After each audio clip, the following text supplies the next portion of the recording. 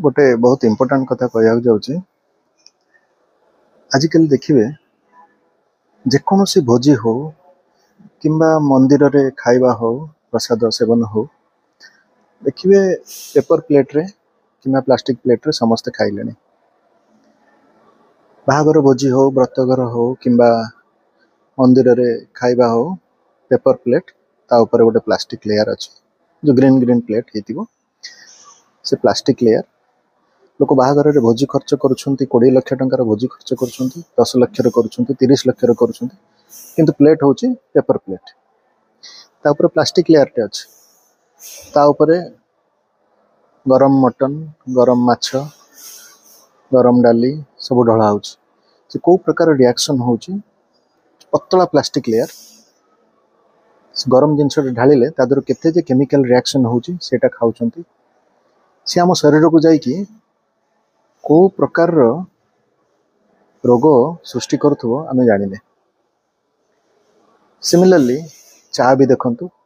समस्ते पीछे प्लास्टिक तो कहूना कागज कप कहीदे कि भितर गोटे वाक्स कोट लगी तादरे गरम चा ढला हो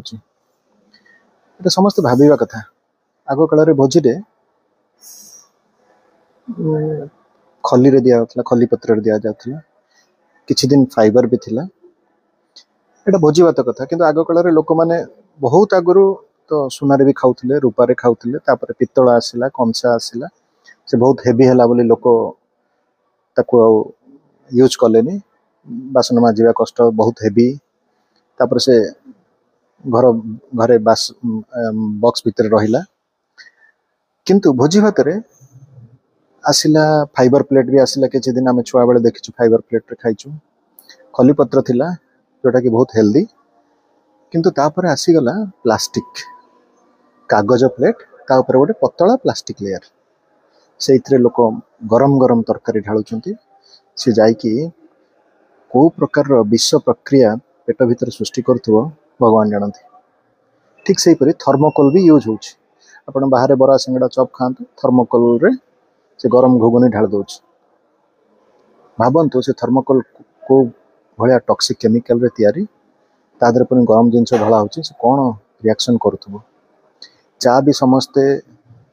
पेपर कप रे पीछे अपन देखु माटी कप 5 टंका अधिक हो पारे कि कई पीऊना से चा भल कि खराब से गोटे अलग डिस्कसन बट माटी कप रे कई पीऊना समस्त पेपर कप टाक पसंद करुँच काच ग्लास भी बंद हो गलानी किए धोइब।